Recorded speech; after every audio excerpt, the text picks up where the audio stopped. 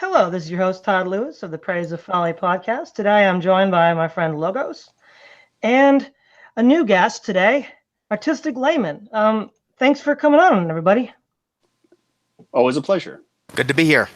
So here we're going to discuss the play Socrates Meets Jesus, which was based on a book written by Peter Kreeft and dramatized by Kevin O'Brien.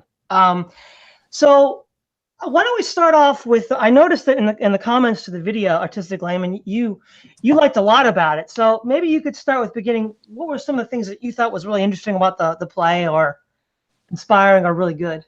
Well, the thing that I like most about the play, or just the presentation itself, is that, well, and my comment really originally was, this has more energy and this is more energetic and inspiring than most Christian movies. And the thing about this particular play, is that the difference between this and other Christian movies is that the Christian movies are trying so hard to be a sermon. They're trying so hard to just hammer a clear biblical message or like an altar call at the end. Whereas this is just trying to play out with an interesting scenario. I mean, there is some preaching in this play, but ultimately it's just entertaining watch. And I've watched it at least a dozen times. I never get tired of it. I mean, there are certain points that I think are unnecessary, but it just entertains me so much.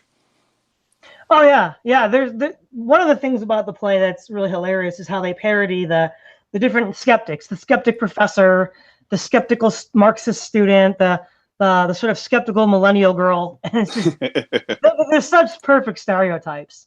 I don't remember the timestamp, but if you remember the timestamp where she says, "Are you judging me, Socrates?" That'd be great to see. Wait, there are a couple of times of that, like I can't believe. Like let's see if I can find it. Like, well, it's kind of funny because he has a conversation with her because he's trying to the thing about this for people who don't know, this play, it plays a scenario where Socrates supposedly comes back to life after being killed, poisoned, and he's trying to understand, like, he wakes up in the modern era and he's trying to understand Christianity because he's on a school of divinity, and so he's trying to figure out who this Jesus Christ character is, and eventually we get to Molly. Here we go. Like, he says, let me know if you guys can hear it though. Oh, here we go. Class, what is the origin of religion? Is it human or divine? It's human.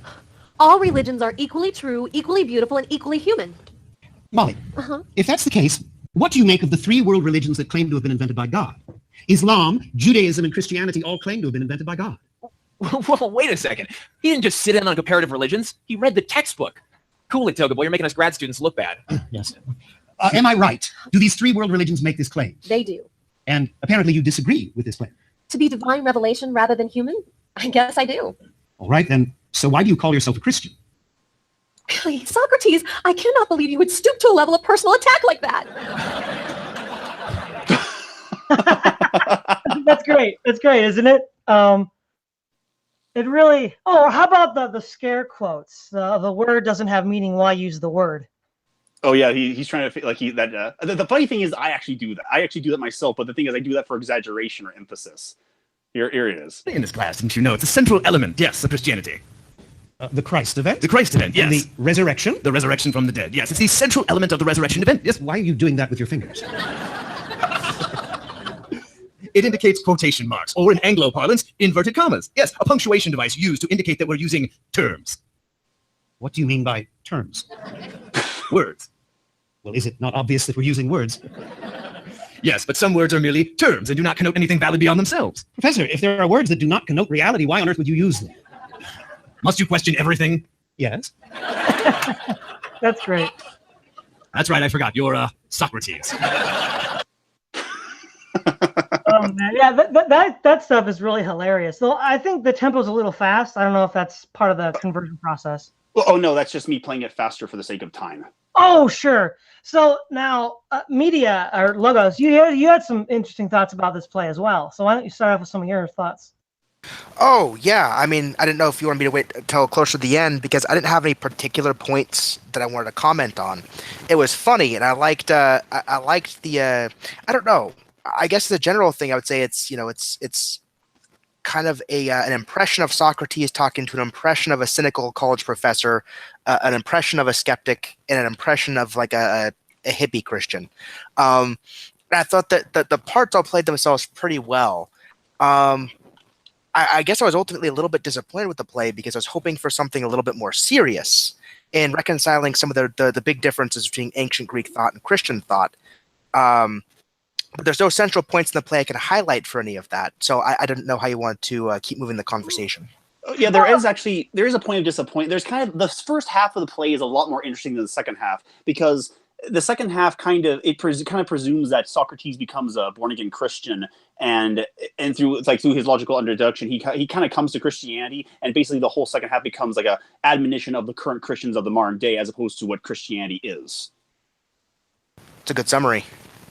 It is a good summary. I think you're right. In the first half of the play, Socrates just being Socrates, driving people crazy, asking questions, instead of exposing the hollowness of the secular worldview. Now, part of this is, I guess you could say, limiting it to just one play. But what we have is the part where he reads the Bible and then processes it and then comes out with a new opinion, a new belief. It almost seems too fast. Would you guys agree?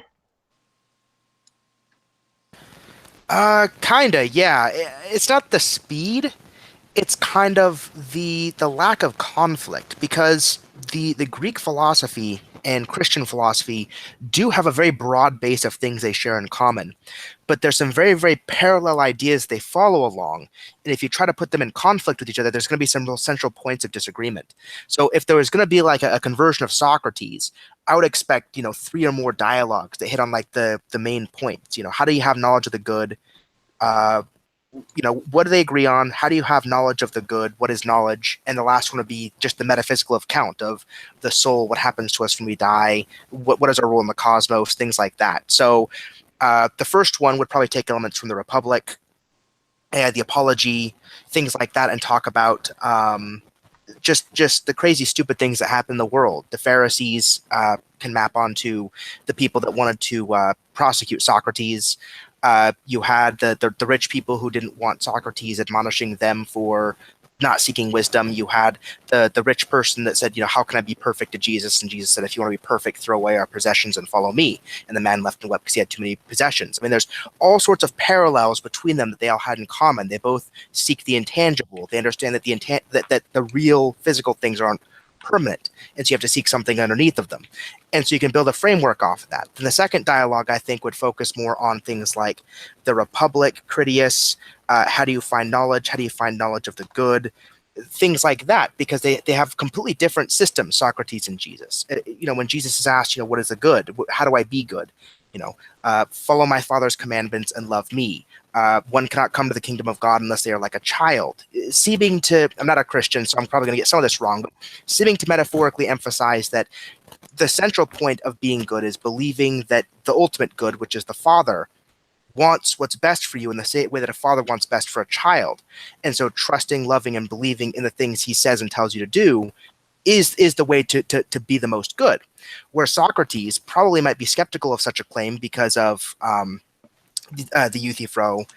He himself was prosecuted for impiety to the gods, and so he might be a bit skeptical of anybody that says, trust, we know what the god, that we know the gods want what's best for you.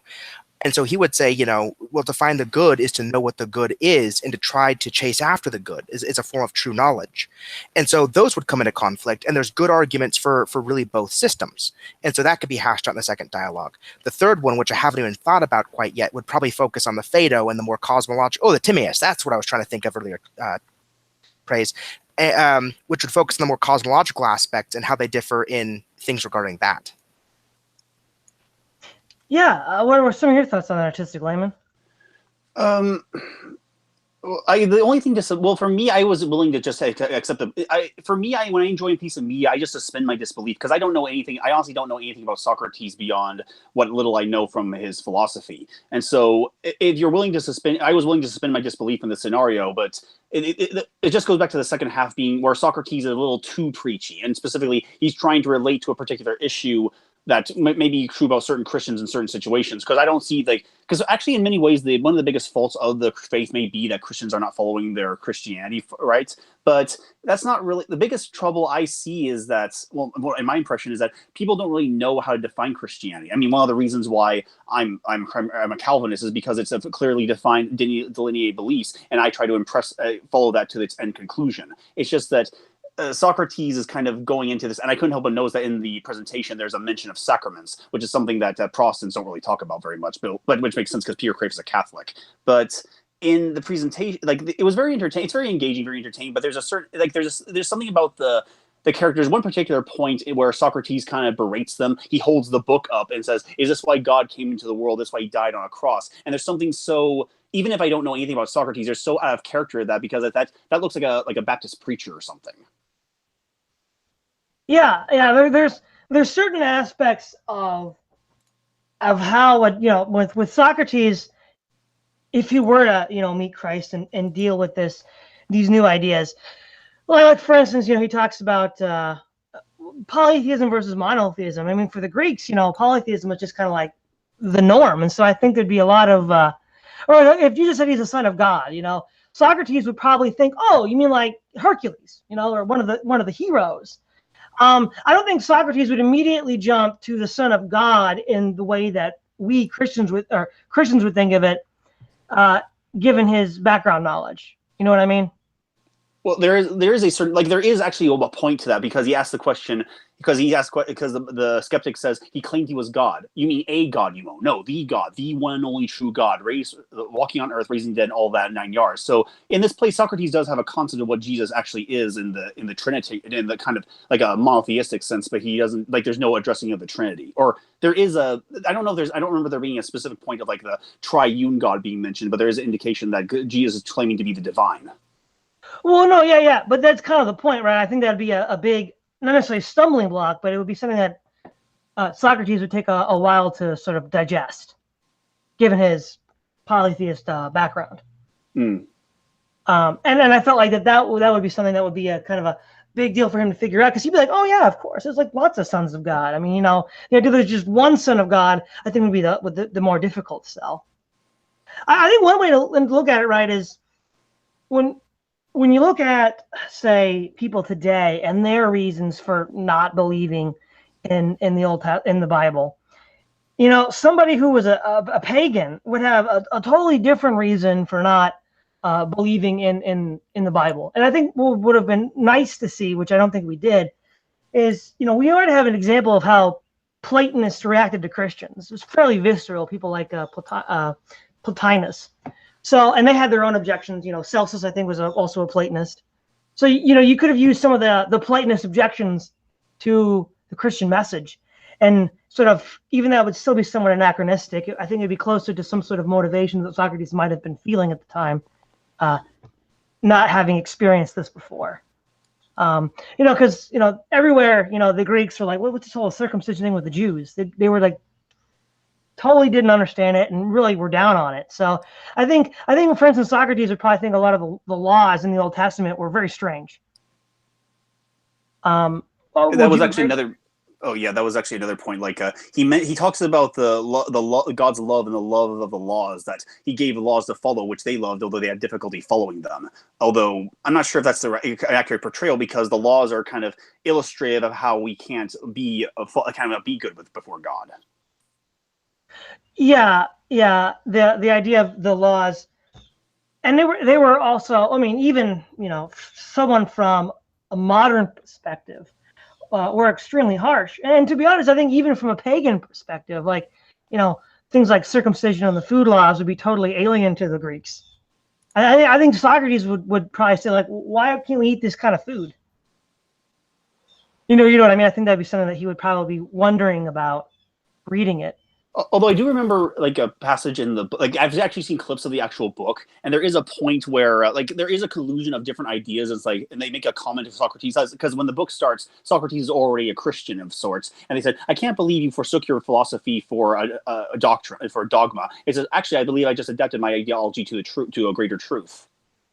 Do you have any thoughts on what we've been talking about, the Logos thus far? Yeah, I mean, specifically with the circumcision point, I think given how Socrates reacted to things in the dialogues, right? Plato through Socrates was very, very interested in a thing's function and a thing being what it is. And so circumcision is an example of cutting away a part of one of your appendages from birth. And so if your appendage is a part of your body for the purpose of being what it is, for doing a function the way it's supposed to do a function. He might see that as making the appendage a less perfect version of itself. And Socrates, the dialogues, asks something like, well, why would you make anything better to be the lesser? What would be the motivation for that? And so that'd be a huge stumbling block specifically. And that's not circumcision is the point in question, but it's just an example of something that occurred to me. Well, and it kind of reminds me, right? Like, let me put it this way. If I were going to imagine Socrates' response to the gospel, I would imagine something like the Greek response to Paul in Acts. Because they're like, who's this idle babbler? And I think Socrates may not be that mean because he tends to be very inquisitive. But I think he would have something similar to what we saw with the Greeks receiving Paul's message in Acts, which would have helped for the immersion quality. You know what I mean? It would help a little bit more be immersive. But now I think also the Socrates bears a very close resemblance to C.S. Lewis in this play. Obviously that was intentional, but I wonder how much that breaks the immersive element of Socrates meeting Jesus. What would be, maybe, do you have any thoughts on that, Artistic Layman? Oh yeah, there's one particular. It's not like he doesn't bring up a trilemma, but like a quadlemma. And oddly enough, like he brings up the question of I could find that scene right here because it's that's what he goes. There is no God. Jesus was just a good teacher, a wise and caring man. Good heavens, Thomas. It's the only thing he could not have been. Why not? Well, anyone who would claim to be God must be anything but a wise man. In fact, he might be very seriously insane, or a liar, or a fool. Jesus must have been either a liar, a fool, a madman, or God. The only thing he could not have been was a mere wise man. Yeah, that was the clip. Thanks. And it makes me, and the whole thing kind of made me, I kind of have a bias towards it because I had an intellectual assent towards Christianity before I became a believer. Like, even if I didn't understand what being a believer in Christ was, I always had this kind of intellectual assent that Christianity was the one true faith, whether it be like the presentation of what God is and what the notion of the indicative versus the imperative. And so I'm kind of biased. I guess my bias towards this movie is liking it because it kind of gives a more intellectual, like a certain intellectual, it gives Christianity kind of a very clear logical consistency, which most people are going to dismiss out of hand and say, oh, Christianity can't be logic because it's spiritual and religious, and therefore it cannot be having logical. Thomas actually said that in the play. It can't be rational. That's when Socrates talks about love resolving the apparent contradictions. He's like, of course Christianity can't be rational. Well, one of the things that I noticed in the comments, of course, you had your typical drive-by fedoras, and I hate to agree with the fedora, but I think they were right for the wrong reason, in the sense that Socrates would, I think, be put off by the Old Testament in a lot of ways, but not the reasons they think. The idea that God is somehow cruel, I don't think Socrates would see that at all, because, the Greek gods did all sorts of crazy things, and yet in the Apology, he still said he was a believer of the gods. So again, he's not going to have the same sort of limp-wristed humanitarianism that the fedoras have. They wrote those comments. But I do think they were onto something in that he's a little too quickly overcomes the sort of culture shock between Greeks and Jews. Well, technically in this series, he has a culture shock by just being in the modern era. So I guess embracing a book that's more closer to just before his era would be a little easier. Well, that too. But yeah, so Logos, do you have any thoughts on these topics here? Yeah, about the C.S. Lewis thing. It seemed like an interesting homage to C.S. Lewis. I think at about that point in the play, even before you got to the second half, I think that part of the play right there kind of told me what this play was and what this play wasn't. Because I was thinking about looking into Kreeft's series, because he has Socrates meets Kant, Socrates meets Marx, Socrates meets Jesus, and all the rest of it, right? And so I'm thinking, it's like, okay, well, this could be a really good exposition on ancient Greek thought versus all of these historical, philosophical, and religious positions that came after him.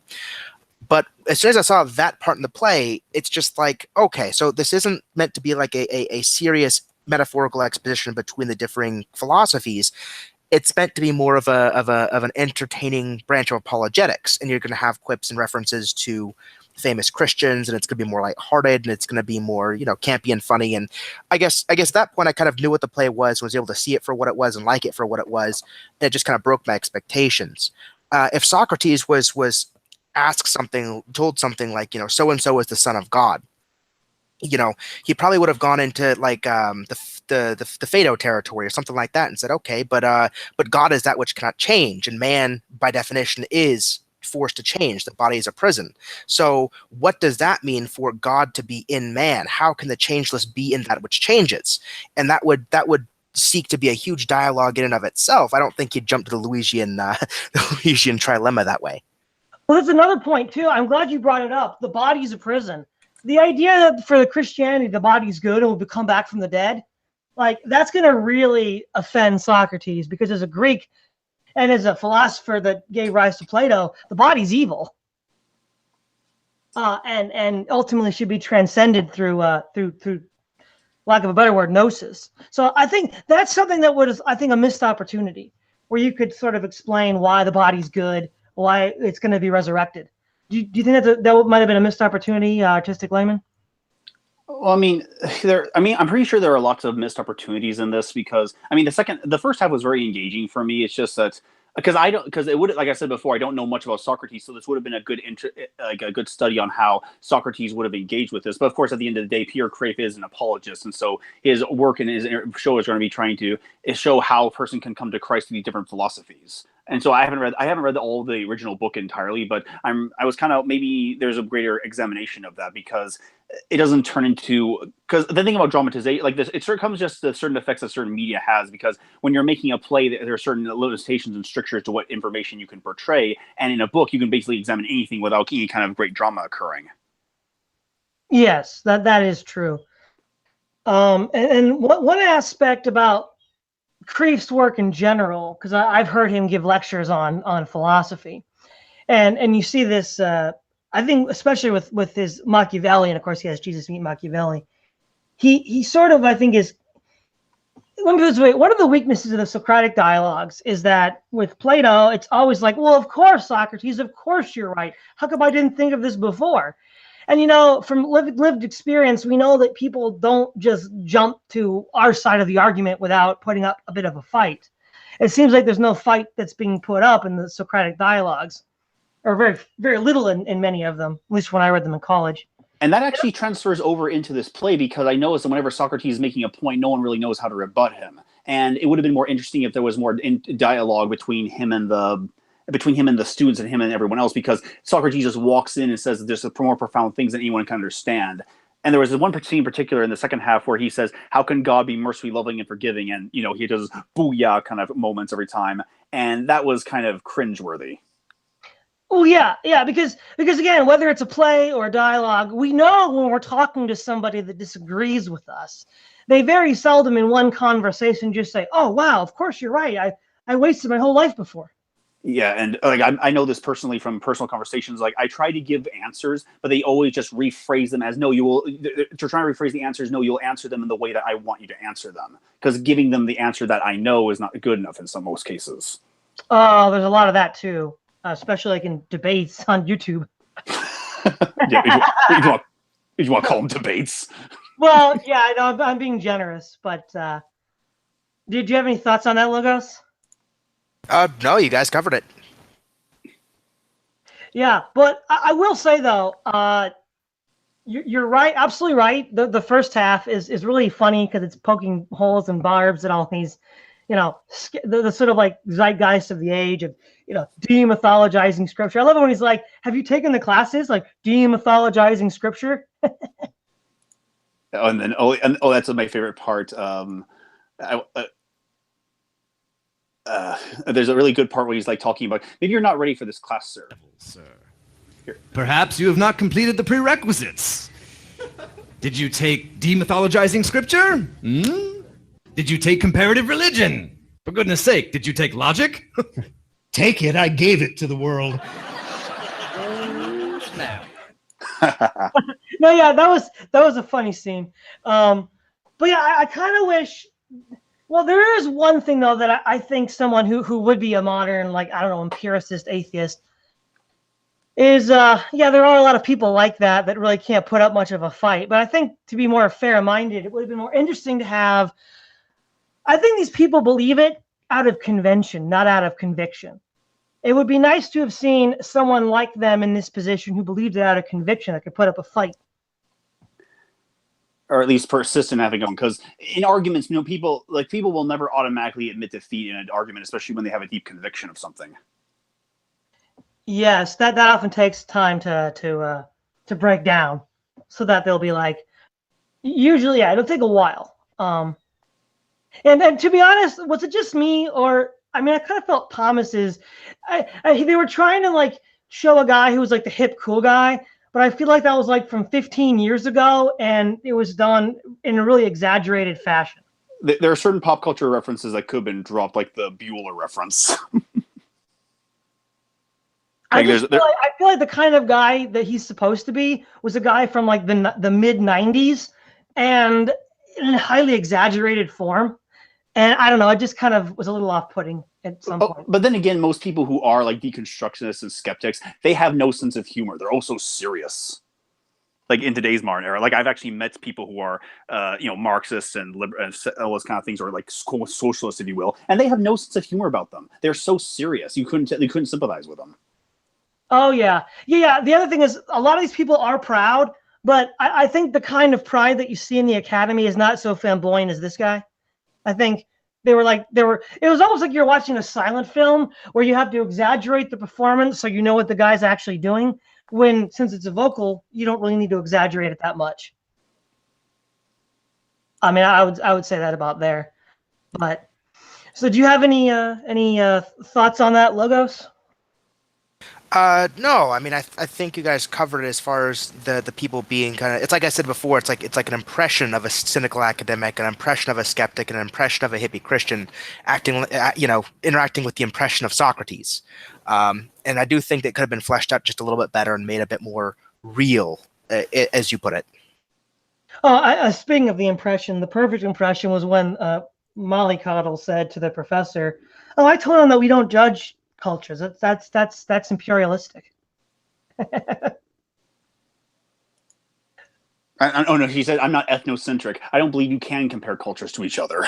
Yeah, that's it. And then she goes on to say, You are a very nice person, Socrates, but you're being just a little judgmental right now. No, Molly, I'm trying to use my judgment to determine what this Christianity is, what it means to be a Christian, and who Jesus Christ was. Well, I firmly believe that it is imperialistic and arrogant to impress your religion on other people and to insist that your way is the only way. All right, I understand. Now, Molly, if that's the way you believe and feel and think, then therefore, since you're a Christian, Jesus Christ must have taught that as well, correct?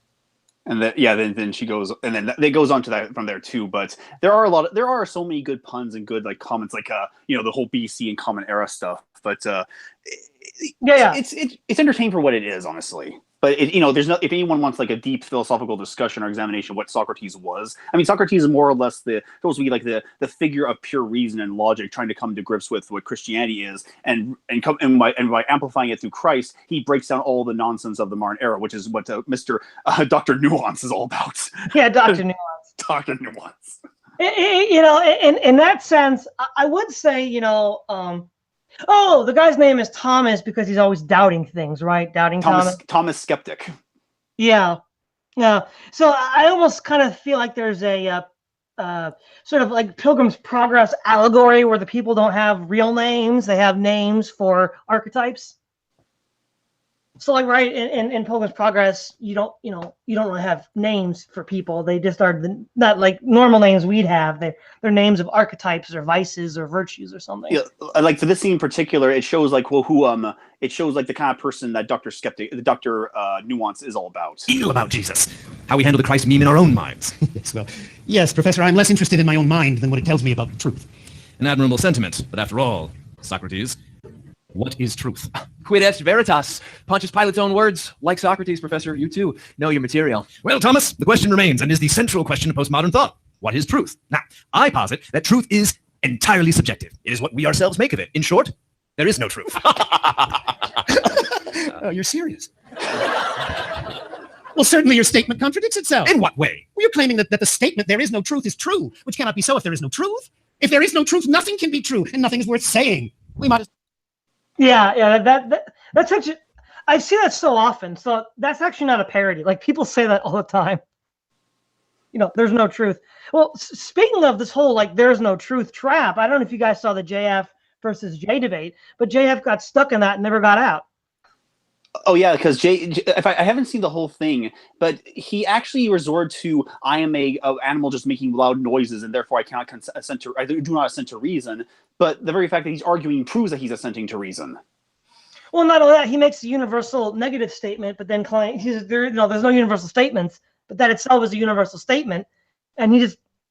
So I mean, literally, that actually happens. That actually isn't a parody. I mean, we see that all the time. Yeah, I would say that this way, judging it from another direction, from like quality of the acting or quality of the screenwriting, it was actually quite good in that regard.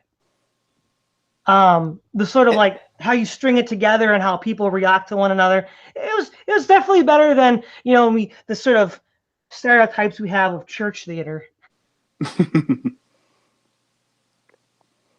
Yeah, they got the kind of people who treat the Bible like a dictionary more than the Word of God. Yeah, exactly. And so, in that sense, it was good in that regard from a sort of like performance quality. So, like, how would you, Logos, judge this from like a performance quality, whatever your expectations were? Oh, yeah. Once I got to the Lewis quote, I figured out who the play's audience was for, what the play was trying to convey, what it was doing. I'm like, oh, well, yeah, it's doing a very good job at what its aim is to be. Absolutely. Yeah, I wouldn't judge it on the craftsmanship of the play itself, the actors, anything else. I felt they played the parts they were supposed to play pretty well. Yeah, that's one of the things that'll often happen with me in like a film. I'll watch a film like, oh man, this film sucks. But it's because it wasn't what I expected it to be. And once I give the film another chance and understand what they're actually trying to do, I then appreciate it. Sometimes that can be hard, though.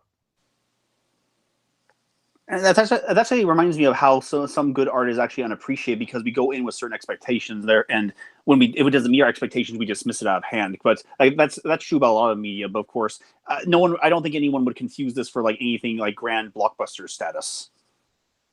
Oh yeah. Now, one of the things that I don't know, maybe Artistic Layman. Oh, but before we continue, this is like one of my favorite bits in the play. In the way of love. When He taught a high monotheism. So did I. Odd. So was I. Are you saying that you're as great as him? Not that I'm being judgmental. I'm okay with that. No, how absurd for me to say that all history should be based upon my life. That would be ridiculous. Everything after Socrates would be AS, everything before Socrates BS. Yeah. Well, it kind of reminds me of that scene from The Incredibles when Syndrome wants to be the babysitter. He's like, you just have an S. Well, yeah, S is for sitter. Because, I mean, I have to go around with the big BS. You just can't be... So it's kind of the same joke, but... Yeah. No, I forget what I was going to go on to. It was so funny. Now I forgot, but... But yeah, we were talking about how no one's going to confuse it for like a big blockbuster. No one's going to confuse this for like anything big and profound. The point that I was going to get at the beginning of the play, they said that O'Brien was going to turn this into a movie, and he said he had 5 years to do it, and they said they were 2 years in. Now this video was uploaded 4 years ago. Do we have any updates on that? That's kind of interesting. I haven't seen any updates on it myself. I actually made a comment to him that I wanted to just take the audio and make like a storyboard animatic kind of comic book thing. And he said, unfortunately, like if I post that, I'd have to talk with the agreements with the original publishers, and he suggested that you might not be interested in that. Oh, bummer. Uh-oh. I think we lost Artistic Layman here. Hopefully he'll come back. While we're waiting for him to come back, do you have anything you'd like to add or Logos? No, one thing that just occurred to me when we were talking about the play Art and Expectations, Artistic Layman's comment about art is unappreciated because people come in with expectations, and those expectations are never fulfilled. What occurred to me is this play might not be the best representation about how Socrates and Hellenistic thought might have interacted with Christianity and gone to blows, so to speak. But this play serves as a pretty good idea of how it seems the Christian sees many of the institutions and things in the world. And so it's a good psychological analysis of how Christians orient themselves in the world and how they see some essential problems. And it seems the character of Socrates is less the antagonist of Christianity to be converted and it seems more the way in which Christianity is supposed to interact with the institutions they see as flawed. Well, there's another good point too to bring up, is that there's really, within the Christian tradition, there's sort of like two views of Socrates. There's sort of like the view of Justin the Martyr and Athenagoras and beyond. Socrates was a proto-Christian, just waiting around to be converted. And then there's the sort of, which is popular amongst Roman Catholics. But then there's another view, which you can sort of trace back to people like Tertullian, where Socrates is a deceiver. You know, he had his personal daemon, or spirit guide, and that tends to be more popular amongst Protestants. So we see, though, that there's a certain Christian perspective of Socrates that this play ran with. If the antagonistic Socrates Logos would probably have come more from Tertullian's view, where he's, you know, got this familiar spirit, and, you know, he's already sort of under the devil's thumb to begin with. Could be. I don't know that Socrates necessarily needs to be antagonistic, just inquisitive.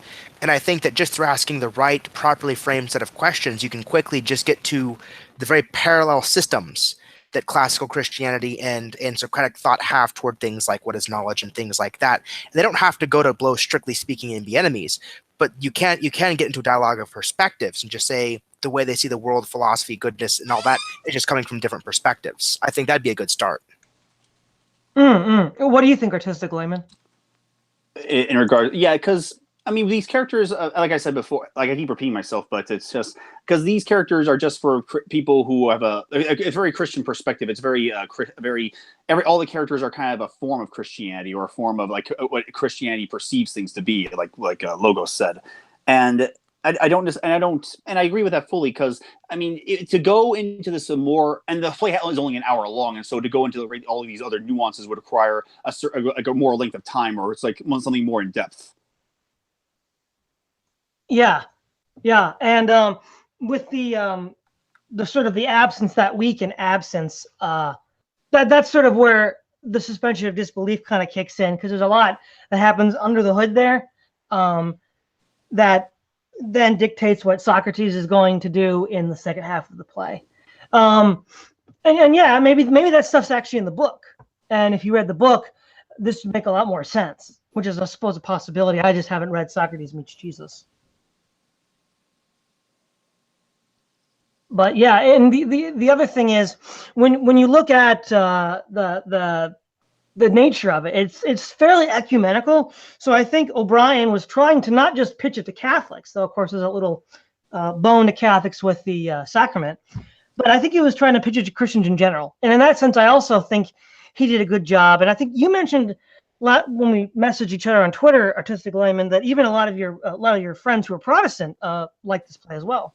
Oh yeah, like all the other other Protestant people I've shown this to, they really like this play. They find it very refreshing and very fun to watch.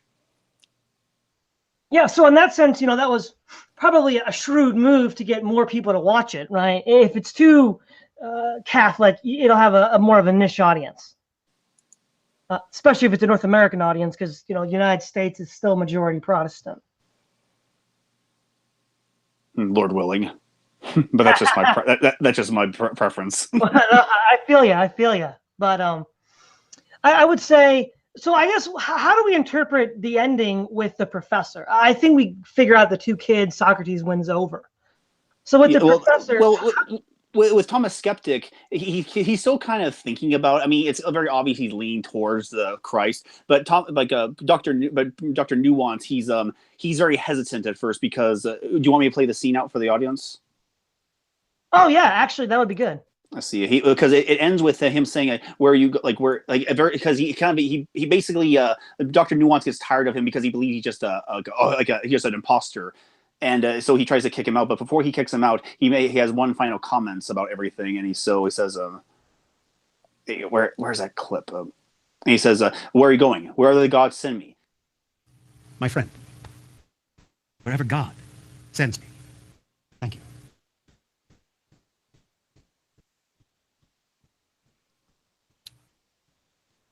Socrates, come back to life. A miracle. The Habit School of Divinity finds Jesus. Another miracle. Professor Nuance repents and is saved. Another miracle. That last one will never happen. Although, I begin to suspect a self-referential inconsistency in my hermeneutic. Oh, that is a great line. I need another one of these. And so it's not clear if he actually sees the light, so to speak, but there is indication that he's been profoundly affected by Socrates. Yeah. Well, I think in that regard, if you earlier, still near the end, but it's a little bit earlier in that clip, is where he says, Socrates says that I met Jesus, not physically talked to him like he's talking to the professor, but in a sense that you met somebody that you can't. You have to grapple with that experience, and in some ways, I think that's what they're trying to do with Socrates and the professor. Yeah, because the professor is trying to have like when you say you meet, he's what I could call hyper literal. He's trying to say when you actually meet someone, you're actually meeting a person, a physical person. But Socrates is trying to explain that he did meet somebody, but not in the sense that he's the strictly literal sense that he's referring to, because he's basically saying that he experienced the presence of another person, which is in Jesus. Yes. Now there is one thing earlier on before Socrates even shows up, when Mollycoddle talks about progress, and Socrates, she mentioned the material progress of flight and all these other wonderful things, but then Socrates talks about the sort of moral happiness, moral progress, and one of the questions was, are there more and larger wars than before? Now, this is probably taking place in the late 20th, early 21st century. And to be honest, at this point in the game, there are very few large, big wars. So that's not, unless they want to just look at the 20th century as a whole, which of course you have 2 world wars, yes. But within the past, 70 years, not so much. But everything else, I think that was being drawn out there was mostly correct, I think. Like he says, are more people leaving their wives or lives and their homes out of discontent? Is there more discontent expressed in your literature? Yes. Now, one of the things now, and you can definitely tell that, because of course Kreeft is a Thomist, you definitely see that Thomist focus where it's discussion about happiness. Well, it's actually eudaimonia, but we often translate it to happiness, even though it crudely captures the actual meaning. Flourishing might be a better word. And of course, that's where you kind of jump off that idea of Socrates as a proto-Christian. Though I think, as Protestants, I would tend to be a little more skeptical of, saying that happiness flourishing is the goal, though it's a byproduct.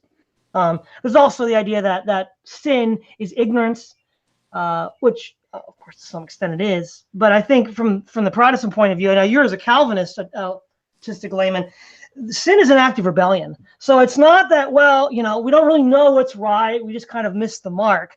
We know it's right. We take a stand against it, and we raise the black flag of rebellion. And that paints a much darker picture of man than I think they're willing to hint at here.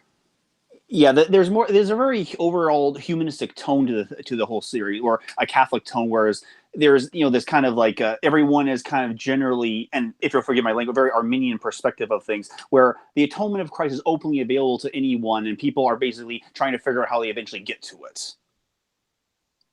Yeah, I felt the view of man was a bit too high. Now, of course, I know Kreeft is a Catholic, O'Brien's a Catholic, and they tend to have a high view of man in that regard.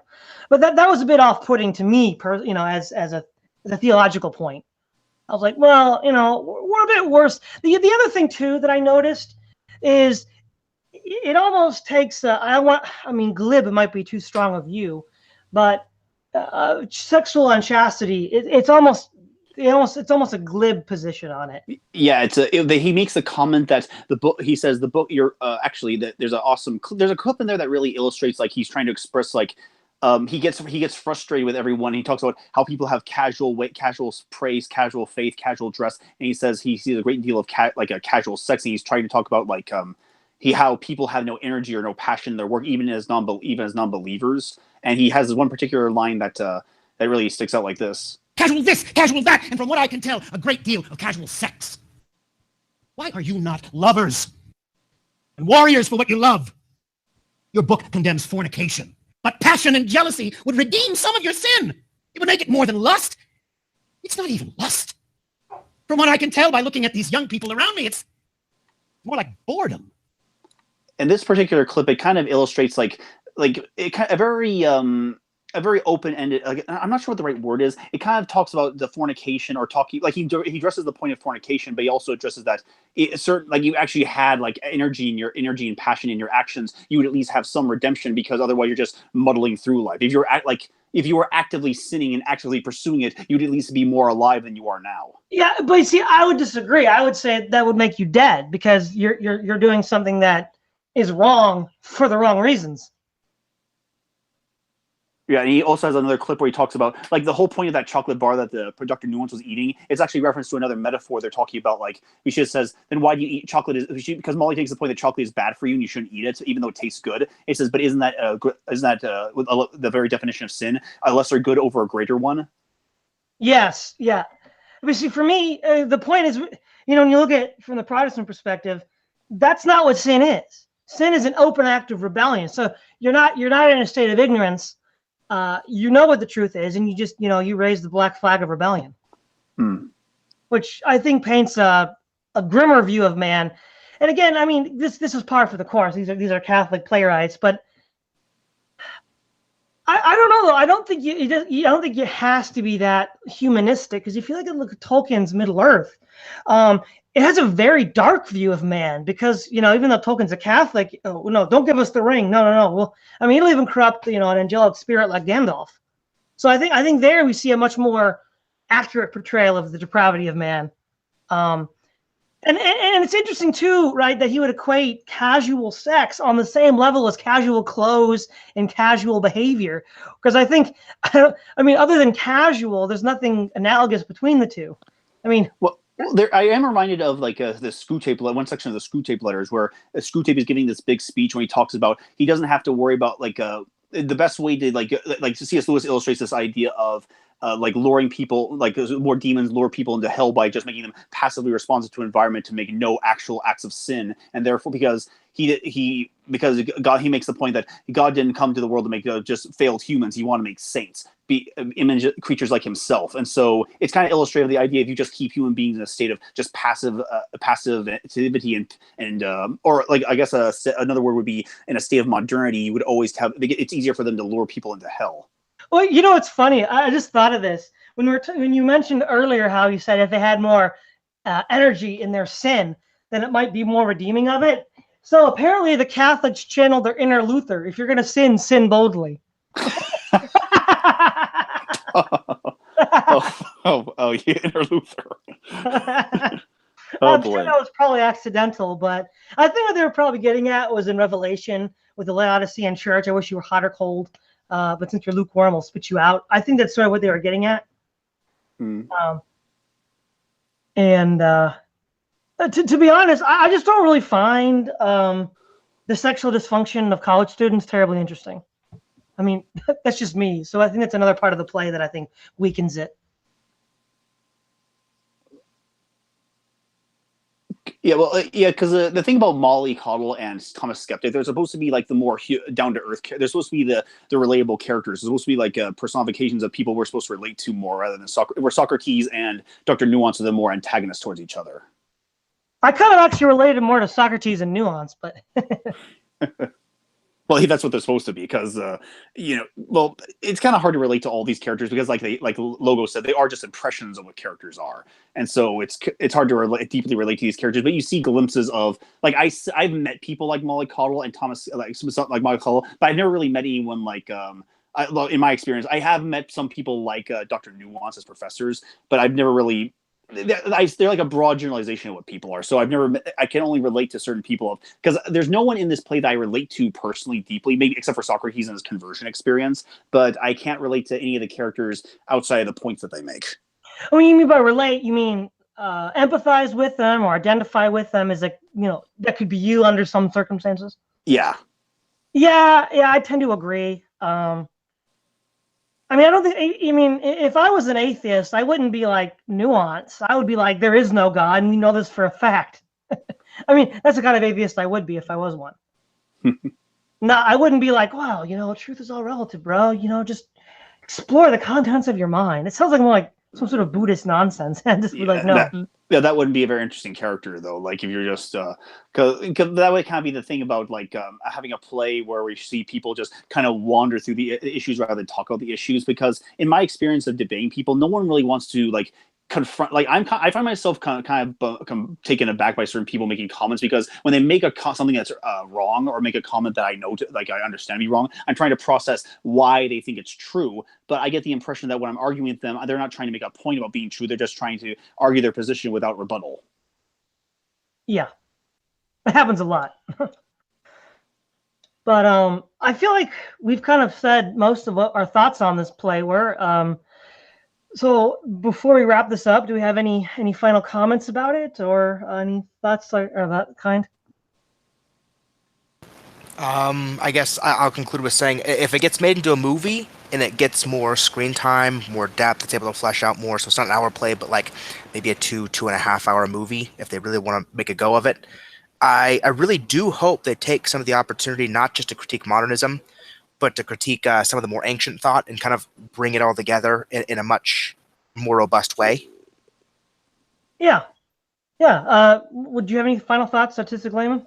Well, just to go off what the logo said, like, considering what quote-unquote Christian movies are, because I can't imagine any secular studio touching this. If it's going to be like, because anyone has seen like God is Dead or God is Dead 2, they're going to present it in it's just going to be another apologetic, because it would be nice to flesh out these characters and actually embrace more deeper thought. And they could do that. The problem is it just would kind of distract from the greater story, because I imagine that if this play ever gets picked up, it's going to be made by a Christian producer who has an intent to have like the whole evangelical approach to it, or apologetic approach. But if nothing else, this play was very useful to me in trying how to convey ideas properly, or how to convey deeper Christian points. But it's a step in the right direction, but it isn't that much. It is that much as you can watch it to understand how certain plays, or how Christian ideas can actually be portrayed on stage. Yeah, so I guess what we'll end with is, the movies I think have the 4-star rating review. So if we have the 4-star rating review, how would we rate this? I will start with you, Artistic Layman. Well, the thing about me and my favorites, I always say a play is good if I'm willing to watch it over and over again. And I'd say this play has succeeded in that regard. Although whether in presentation, I would give it maybe 2.5. Okay, Logos, what would you rate it? I guess I'd have to give it 2 ratings based on my expectations for what the play is supposed to do.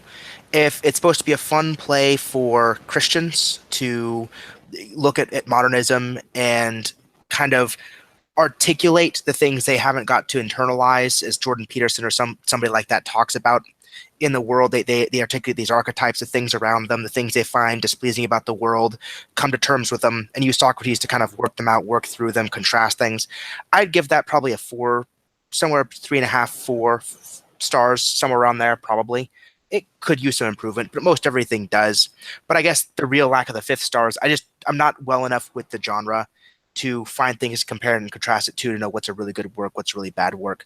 So 4-star, I guess, would be a moderate rating there. It could go up if I had more information.